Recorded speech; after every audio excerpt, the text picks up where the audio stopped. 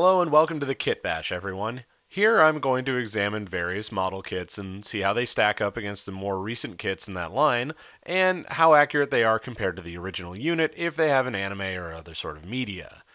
Not exactly complicated, but it should get the job done. Bandai does more than just Gundam kits, and I plan to show you what else they have in their lines, as I'm able to, of course. And since I wouldn't be here if it weren't for Star Wars sparking a deep and abiding love of all things sci-fi and spaceborne in me, I figure I should take a crack at some of their Star Wars models.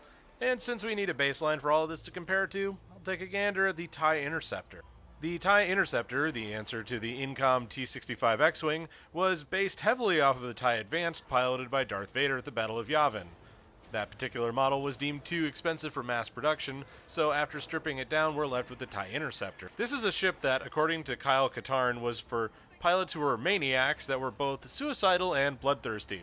Mounting 4 laser cannons, at least on this particular model, canon sources disagree, and upgradable with all sorts of fancy weapons like concussion missiles and hyperdrives, the TIE Interceptor was a ship for the elite of the elite, which gave the A-Wings, B-Wings, X-Wings, and Y-Wings all a run for their money. So why did Bandai pick up the license for Star Wars to make model kits?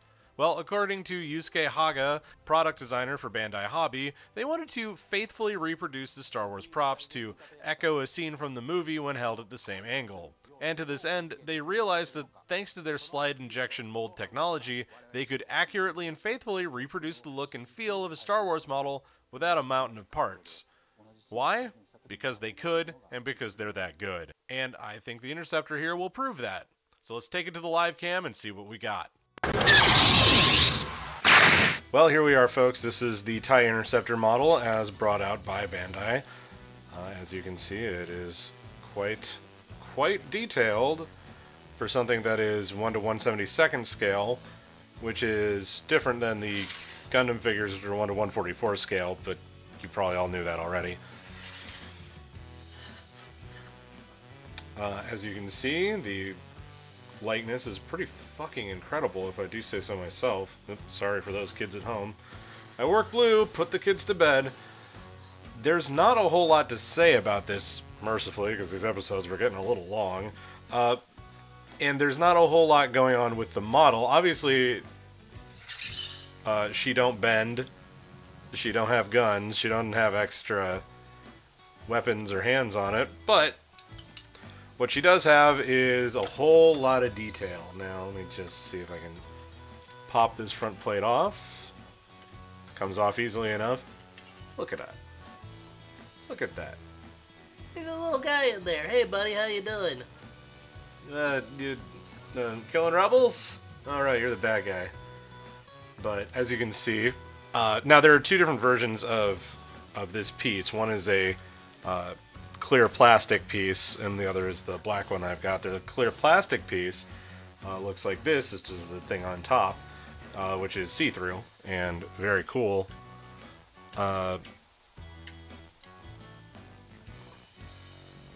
And the other version is like this, and there's one that goes on there too. I put the dark version on here because I like the look of the eyeball. In the canon, they're actually called squints by Rebel pilots. I almost said Federation pilots, because to show you how much I've been into Star Wars lately. You can see here we've got the 4 laser cannons on the wingtips, 1, 2, 3, 4. And they come with their own non-standard laser blasts, which fit like that. You'll see they've got this little clear plastic piece at the end. Let me just get that in real close. Nice little clear plastic piece at the end that fits on the blaster itself. Unfortunately, sometimes it takes a bit with it. Now you'll notice it also has these 2 laser cannons in the front here, which can be popped off.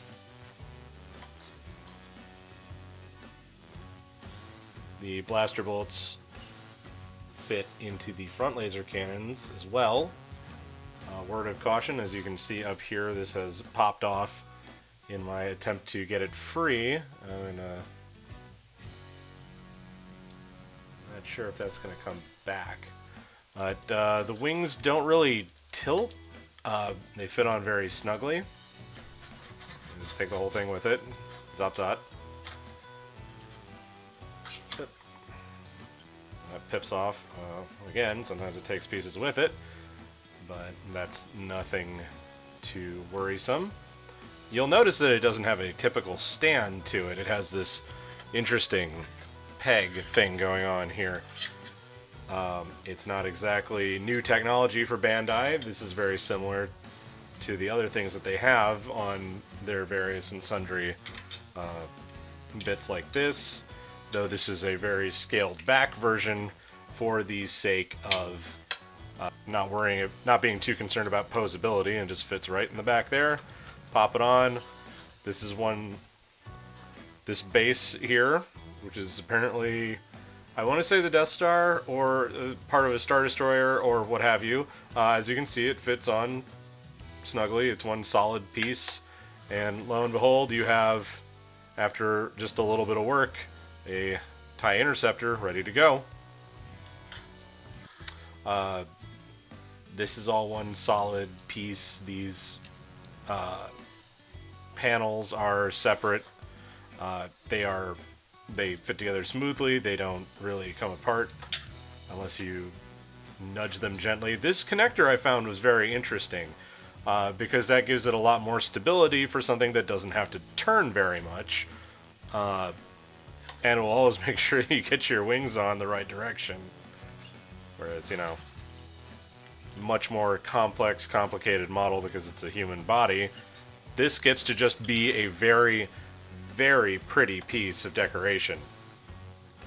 Not exactly complicated. It doesn't have to be, doesn't need to be. I'd be worried if it was any more complicated than it is. There is elegance and simplicity, friends, and I believe that the TIE Interceptor models this the best of all. So let's kick it back to the studio and get on with the show. Well, it is worth noting that upon reviewing the footage, I did notice that the mount took apart with it on the end of one of the laser cannons, and upon trying to remove said part, I lost it, and it seems to have vanished into my floor. I will chalk this up to being a thumb-fingered idiot and small parts, but it is a warning for those interested that it is a little fragile, much like the ship itself. The TIE Interceptor is a great example of just what this line has to offer, though, with its amazing, tremendous attention to detail, and its really cool little standees that accurately recreate a scene from the Star Wars films, wherever they may have been from. This line of kits is a must for any beginner hobbyist who is also a Star Wars fan, though be warned, its reliance on little plastic bits may cause some frustration. And as always, thanks for watching.